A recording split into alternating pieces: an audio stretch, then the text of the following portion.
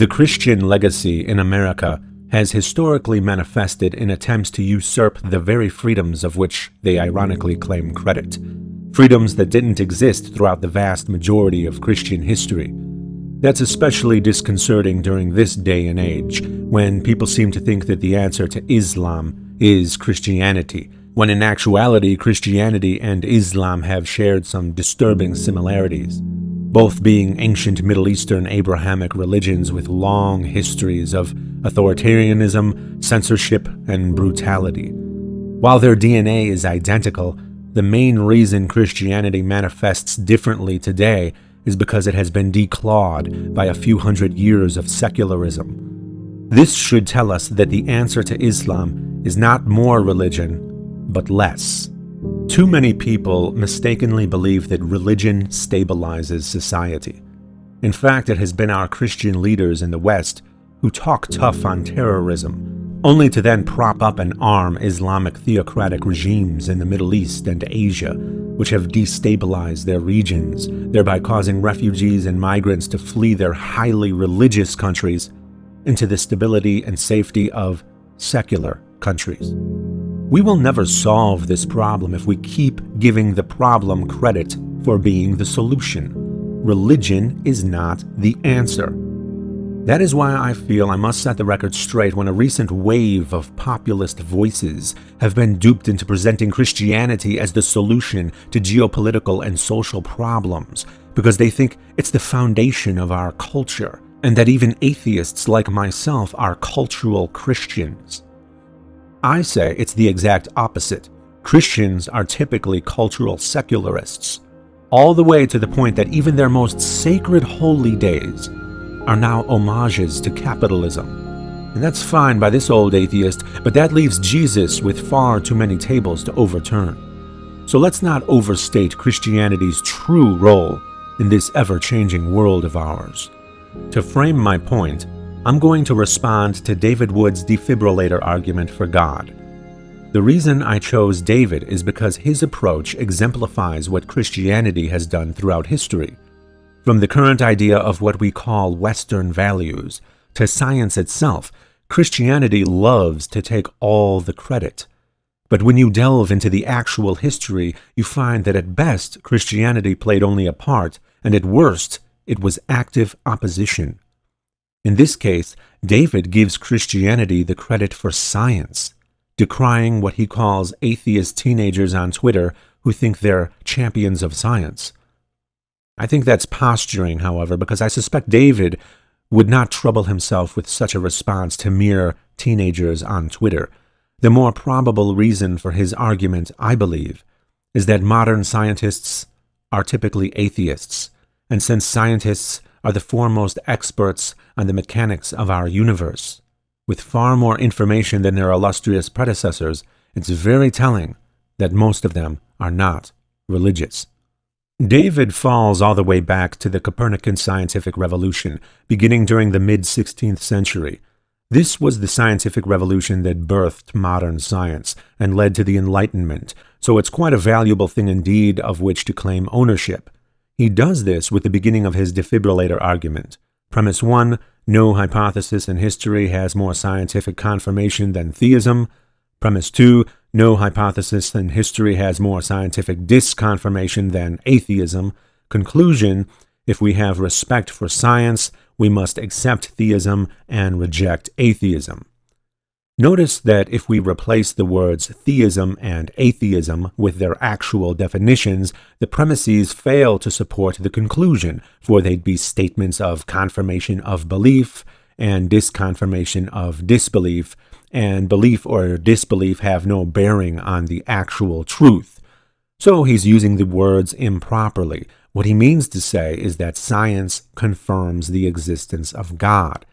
The reason he thinks God has so much scientific confirmation is because he believes that everything we've ever learned from every scientific experiment ever conducted constitutes evidence for God. He does this by crediting Christianity with ownership of the very basis of science, as he describes thusly: 1. The universe can be understood. 2. We can understand it. And 3. It is good to understand it. Since the scientific endeavor is predicated on these beliefs, every single scientific finding, no matter what it is evidence for God, according to David. This is because David thinks that not until Christianity did people believe that the universe could be understood, that we could understand it, or that it was good to understand it. Notice, however, that David is once again using imprecise language. Since the universe is literally everything, all this means is that learning is possible, we can learn, and it is good to learn. Given that, human beings have always believed this and done this, or we'd be extinct. So I think what David is actually referring to is the way we look to the natural world as a reference point to systematically gain knowledge. Unfortunately for David, this was common practice in ancient Greece, hundreds of years before Christianity. David actually vaguely mentions that there were some scientific advancements in ancient Greece, but glosses over that because there was never a scientific revolution there. As you'll see, that was his biggest mistake in making this argument. Greece fell, Rome fell, and their knowledge was suppressed by Christian tyranny only to resurface and become a vital part of the very same scientific revolution David credits Christianity for causing. You'll see once again that it was Christianity that fought tooth and nail against something that caused greatness, only for Christianity to take all the credit once the greatness was realized. Historically, this has been Christianity's typical MO. Fight a war against progress, lose that war against progress, and when that progress turns out to be a good thing after all, claim credit for that progress.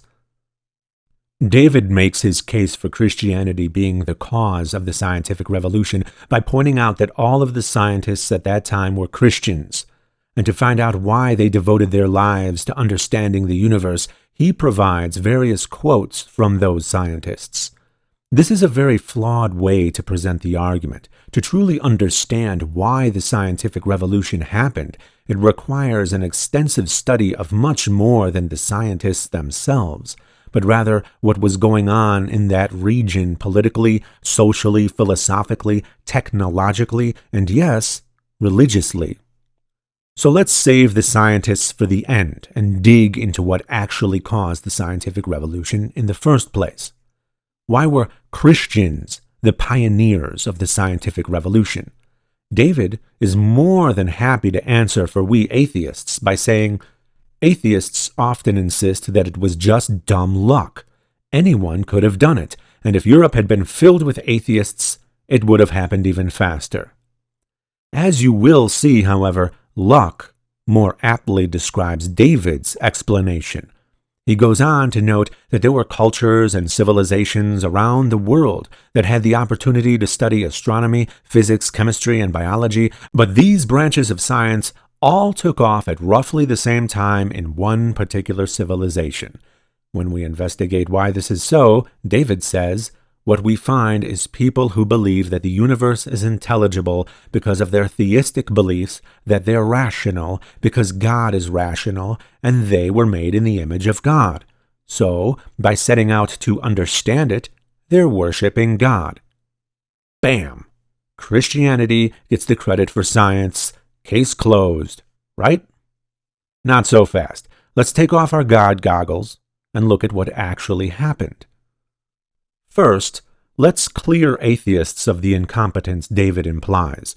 He boasts about how it was Christians, not atheists, who began the scientific revolution. David's argument is a classic supremacist argument. One of the reasons supremacist arguments are so bad is that they usually don't account for oppression as a variable. He's boasting about the accomplishments of his group, the oppressor, over the lack of accomplishments of the oppressed group, the atheists, who would have been burned at the stake back then. This is adding insult to injury. Of course, his group accomplished more than the groups they were oppressing. What else would we expect? Now that the variable of oppression has been affected, however, and the playing field is more even, can we still say that is so? No. Of course not. If we look at our top scientists now, they're mostly atheists. That's true even in the United States, where atheists are still a tiny minority. Let that sink in. As soon as you're no longer allowed to kill this tiny minority, suddenly that same tiny minority becomes the majority of your top minds. Very telling, isn't it? Maybe theists should have tried listening to us rather than killing us and censoring us. David's argument doesn't even make sense from a logical standpoint. The scientific revolution happened suddenly and proceeded very quickly. As the influential historian, physicist, and philosopher of science Thomas Kuhn pointed out, scientific progress is based on paradigm shifts, which is what causes scientific revolutions in the first place. During the Copernican scientific revolution, however, Christianity was already a 1,500-year-old established norm. When a paradigm shift occurs, we simply do not look to a 1,500-year-old cultural norm as the cause, as the question quickly arises, why did this widespread, brutally enforced, ancient cultural norm called Christianity fail to produce anything like a scientific revolution for 1,500 years, the first full 75% of its entire existence, only to then spontaneously, simultaneously inspire a bunch of scientists to trigger the scientific revolution? No, I couldn't find any historian who believes that. David's explanation is more luck-based than anything history has to tell us. To find the real answer, we need to look at what changed, not at what stayed the same. As it just so happens, that era was filled with change. After Rome fell, ancient Greek philosophy, science, literature, and politics, which heavily influence Western culture today, were largely lost. This knowledge was discovered by the Arabs, who translated and preserved the knowledge in Arabic. It's no coincidence that many Muslims claim Islam is responsible for the creation of science, just as David claims Christianity is responsible. Guess why?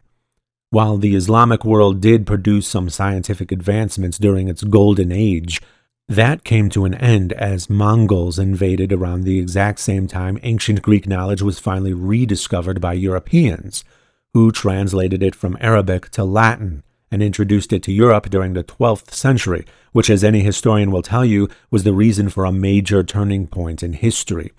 This was something new to them, something different, something we can look to as a reason for a paradigm shift, precisely what is necessary for a scientific revolution. The recovery of ancient Greek philosophy culminated during the 13th century, coinciding perfectly with the Renaissance and subsequent scientific revolution, a much more narrow timeline than the 1,500 years Christianity had to allegedly inspire this sudden change.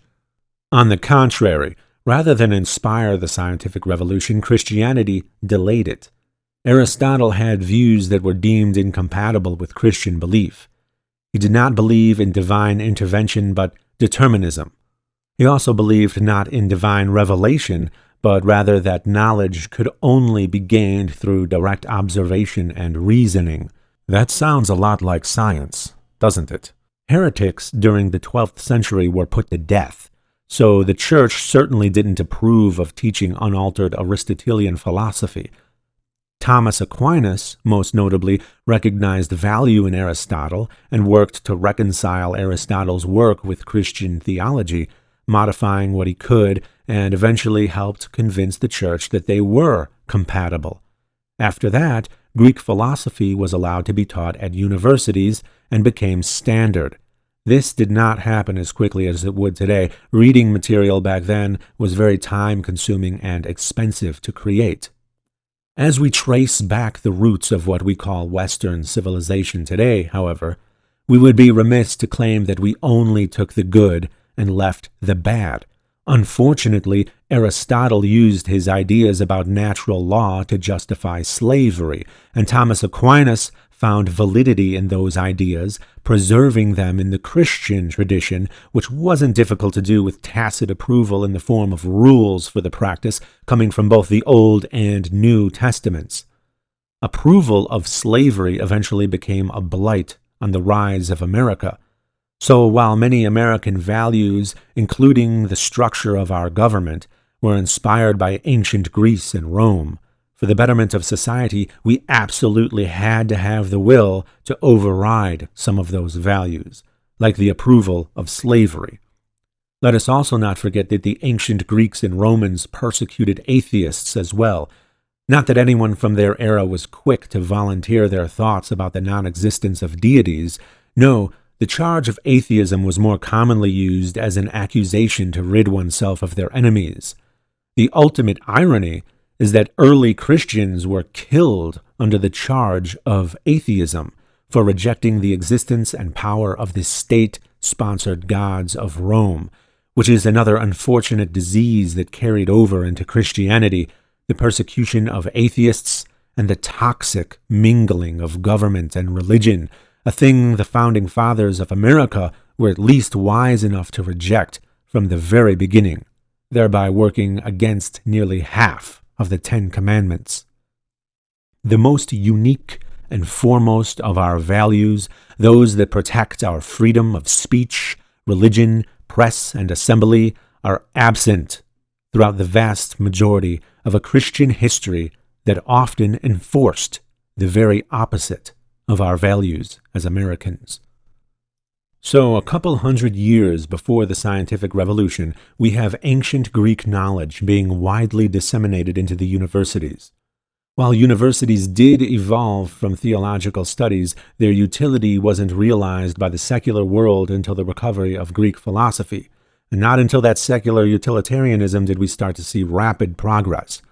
It's important to note that there have been geniuses all throughout history within Christianity and beyond. So why could none of them accomplish what the geniuses of the scientific revolution did? Notice that a component of science has still been missing from history up until this point, a component that David did not mention at all: the widespread cooperation and eventual peer review of other scientists. While the term peer review didn't exist until the 20th century, its vital precursor goes back to the exact era of the scientific revolution. Before people could easily study each other's work, geniuses were often separated by hundreds of years and hundreds of miles. So did something happen during that time and place to solve that problem? Yes, the printing press was invented in Europe during the 15th century. After that, books and other mass publications, including new scientific discoveries, weren't so expensive and time-consuming to translate, create, and disseminate. That facilitated a vast network of geniuses working together, all studying and building off of each other's work relatively quickly like never before. It was like the old world's internet.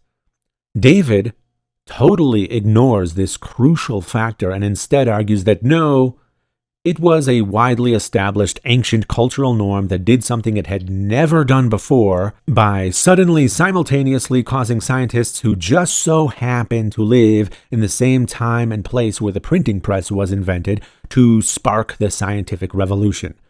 Again, David's argument is the one that's based on luck, not mine. It's true that the initial viability of the printing press was due to the demand for Bibles, as such a thing would be in high demand during the brutal reign of the church, but that's a mere credit of logistics, and not a matter of credit for anything philosophical or scientific. Furthermore, this was a period when explorers were leaving Europe on voyages all over the world for the first time, leading to many discoveries of other cultures and ideas. And when they returned to Europe, they brought knowledge of those cultures and ideas with them. David seems to think that Europe existed in a vacuum during the 15th and 16th centuries, but that is very much not the case. He ironically blames the rest of the world for being ignorant, when in actuality the rest of the world's ideas were converging in Europe at that time and inspiring people in new ways, including contemporary Greek scientists, scholars, artists, and philosophers who were fleeing into Europe as refugees after the Ottoman invasion of Constantinople. Many historians believe this also played an important role in the rise of Renaissance humanism. Before we get too far ahead of ourselves, I want to emphasize the importance of ancient Greek influence. As it just so happens, history provides us with a brilliant visual representation of the Greek influence on thought during that time, despite the brutal hold Christianity held upon people back then. Art and science have always had a special relationship, borrowing from each other and inspiring each other. Just before the scientific revolution, which marked a huge shift in science, there was the Renaissance, which marked a huge shift in art. Again, this was no coincidence. So what inspired this sudden shift in art? The rediscovery of ancient Greek civilization, of course. Why is this significant? Because the art of ancient Greece and Rome was actually far more advanced than medieval art, which came many hundreds of years later. We people of modernity aren't accustomed to the past being more advanced than the future, but in many aspects of Christianity's brutal reign, that was exactly the case. When you look at ancient Greek art, a tradition that was carried on in ancient Rome as well, you see art that was created using methodology that David falsely accredits to Christianity. This is why Christian medieval art was not realistic, but Greek and Roman art was, because not only did the Greeks value the natural world, but they knew how to reference it. That was hundreds of years before Christianity, so Christianity cannot be credited with that way of thinking. David's argument was defeated around 2,500 years before he ever uttered it. Look at the artwork the Christian world was producing during the medieval period, from the 5th century, not long after Christianity gained dominance, to the 15th century, the century that marks the beginning of the cracks in its foundation. What we have here is 1,000 years of slowed progress, a period during the height of Christian power and influence when scientific, philosophical, technological, and artistic advancements were relatively few and far between. They did occur, of course, and we have religion to thank for preserving literacy during that time, but it wasn't anything like the rapidly improving world following that period, spurred on during the Renaissance after the rediscovery of ancient Greece. Look at the artwork. Look at where our minds were. Unlike the Greeks and Romans, the Christians were not looking to the natural world for reference, as David claims. They were looking inward to their flawed imaginations. They were obsessed with fantasy realms like heaven and hell, and they ignored the natural world. This is clearly reflected in the primitive, childish, two-dimensional, badly proportioned artwork that followed the far more advanced artwork of ancient Greece and Rome, fallen and swept into the dustbin of history. Christian authoritarianism resulted in the censorship and desecration of Greek and Roman statues. They destroyed history because it was contrary to Scripture and their sensitivities, thus prohibiting progress. When Christianity has unchecked power over government, the results are always Orwellian. When does this period of ignorance end? Not until the Renaissance do you see a lot of history finally picking up where it left off 1,000 years beforehand. The visual cue of this manifests in the adoption of Greco-Roman artistic methodology. You can clearly see the change in the artwork, which was quickly followed by the change in the science. Not a coincidence. This was the birth of the Renaissance humanists, when people started looking at the natural world again for reference, causing a resurgence of realism. David thanks Christianity for this shift in thought, but it's evident that Christianity inspired the exact opposite.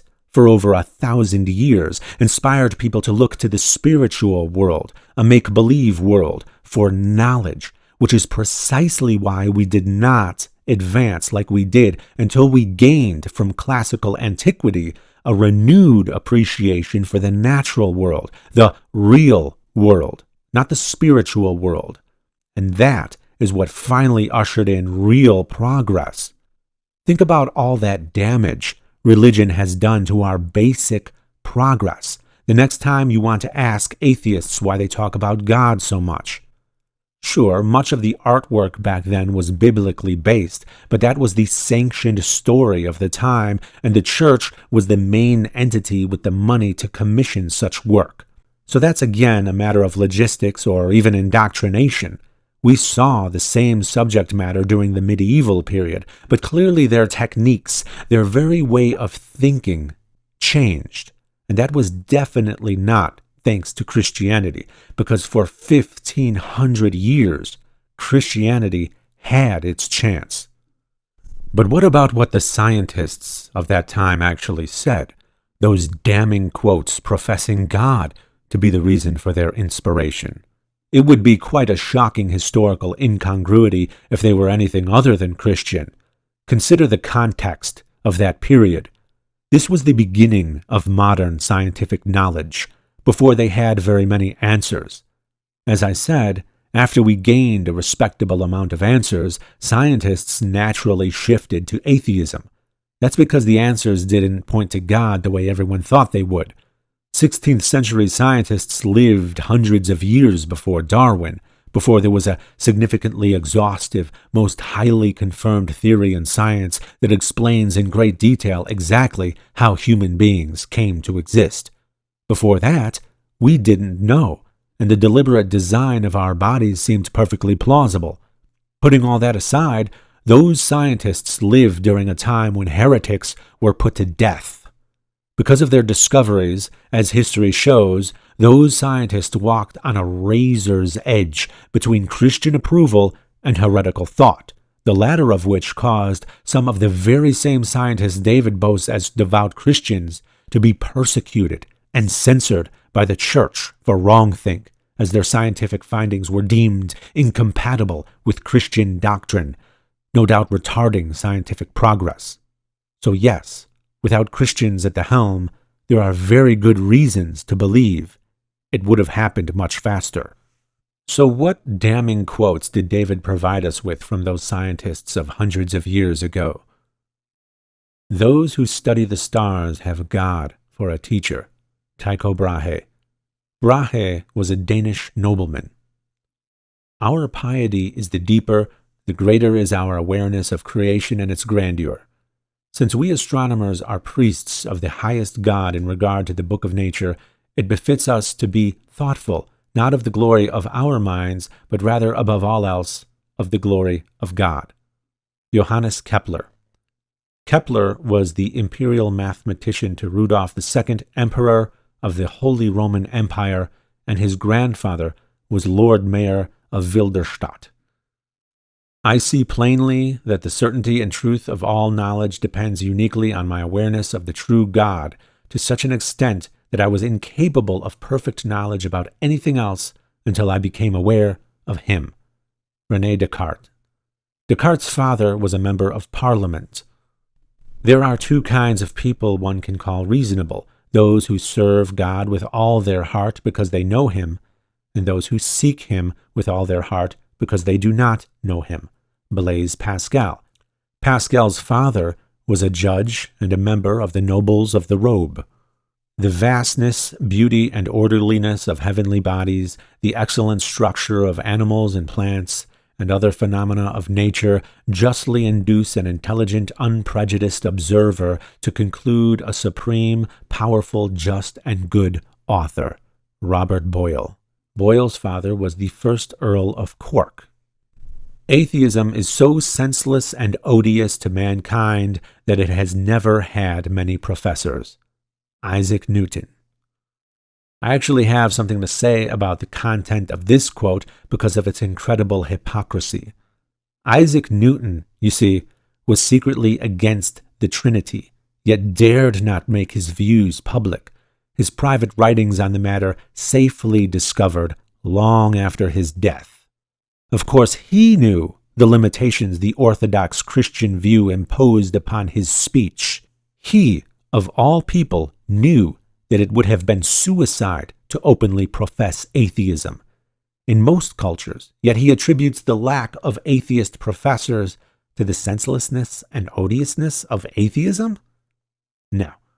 Newton obsessed over alchemy and the Bible, and ironically, if he had limited his studies to such, we wouldn't even know his name today. To know the mighty works of God, to comprehend his wisdom and majesty and power, to appreciate in degree the wonderful workings of his laws, surely all this must be a pleasing and acceptable mode of worship to the Most High, to whom ignorance cannot be more gratifying than knowledge. Nicholas Copernicus. If it is the case that God finds knowledge more gratifying than ignorance, then it forces one to wonder why he plagued all of humankind with death, just because the first people ate from the tree of knowledge. Nicholas Copernicus, son of a wealthy merchant, was the guy at the very beginning of the scientific revolution. I do not feel obliged to believe that the same God who has endowed us with sense, reason, and intellect has intended us to forego their use. When I reflect on so many profoundly marvelous things that persons have grasped, sought, and done, I recognize even more clearly that human intelligence is a work of God, and one of the most excellent. Galileo Galilei. Unlike the limited knowledge available to Galileo during the 17th century, we people of the 21st century are privileged to understand quite well how human intelligence evolved naturally. Notice that throughout these quotes, I've included the connections these illustrious scientists had with the aristocracy. This is important to note because there were many peasant uprisings going on all over Europe at that time, making the upper class very nervous. The aristocracy supported a more authoritarian church in order to help keep the peasants in check. These scientists were caught between a rock and a hard place. Not only did they have to worry about the peasant uprisings, but they had to worry about persecution from the church because of their scientific findings being deemed heretical. Of course, I'm not saying they were secret atheists, but they had everything to lose and nothing to gain by deviating from the norm and failing to declare that their work was in devotion to God. In other words, they had no choice but to profusely pander to the church, especially if they wanted to continue their research unmolested. Those scientists definitely did not have the leeway to deviate, to allow their scientific findings to cast any sort of doubt, at least not publicly. And that is hardly something about which David should be boasting from the comfort of a country that values freedom of religion, one of our most important values, a value that was violently opposed by Christianity all throughout its history, and certainly opposed by the Bible itself. Note that Galileo, the father of modern science, was censored by the church and held captive under permanent house arrest and threatened with execution for the charge of, and I quote, following the position of Copernicus, which is thought crime. Rest assured that the church finally apologized to Galileo when I was in high school in 1992, 359 years after condemning him. Better late than never. But how could Copernicus be so damned? He was the guy at the very beginning of this revolution. David claimed him as a devout Christian, vital to modern science. So how could it possibly be a crime, punishable with lifelong incarceration and possibly even death, to merely follow the position of Copernicus? David proclaimed that Copernicus's reasons for doing his scientific studies involved his desires to know and comprehend the works of God, and that he believed those studies to be a form of worship. That doesn't sound like a guy the church should be suppressing. David said, and I quote, sounds like his scientific research was grounded in his religious beliefs. Wrong. The motive for his research may have been grounded in his religious beliefs, if you believe he wasn't pandering to the church for his very life, but his actual research was grounded in scientific methodology, which is completely absent from Scripture, and the objectivity of that methodology is utterly immune to anyone's motives. You can use the scientific method to create a nuclear bomb, for instance, or you can use it to create better crops to feed the starving. In other words, the answer is the answer, regardless of why you decided to seek the answer in the first place. Just as telling, however, is the fact that David mentions nothing of Copernicus's most influential detractors, famous theists who derived most of their arguments against Copernicus not from scientific methodology, but from Scripture. They included John Calvin, Martin Luther, Philip Melanchthon, Nicholas Serarius, and Francesco Ingoli. So let's be clear. Even in the midst of the Protestant Reformation, there were influential Christians on both sides, united in their condemnation of Copernicus. The Catholic Church actively suppressed Copernicus's work, removed and altered passages of it because it was, quote, contrary to Holy Scripture, and they didn't want it to, quote, creep any further to the prejudice of Catholic truth. 400 years later, David Wood comes along on YouTube and says, we have Christianity to thank for Copernicus's discoveries. Yet when we look beyond the surface-level thinking, look beyond the snippet of a quote, and as we actually do the work and delve into the history, what we actually find is a great swath of influential Christians fighting tooth and nail against the very progress that Christians will eventually claim credit for after the truth of the matter becomes apparent. Christianity fights and fights and fights, and when it finally loses, it pretends the fight never took place and then plagiarizes the winner. If the findings of those scientists reaffirmed Christian truth, they would not have been so thoroughly persecuted from every corner of Christendom.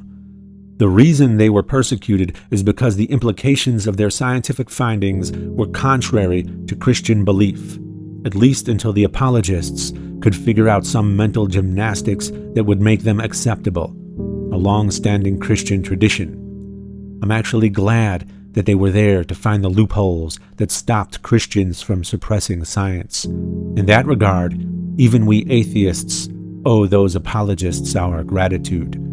The bulk of Christianity, however, believed that if those new ideas about the universe were accepted and disseminated, it would mean that their religion would lose influence.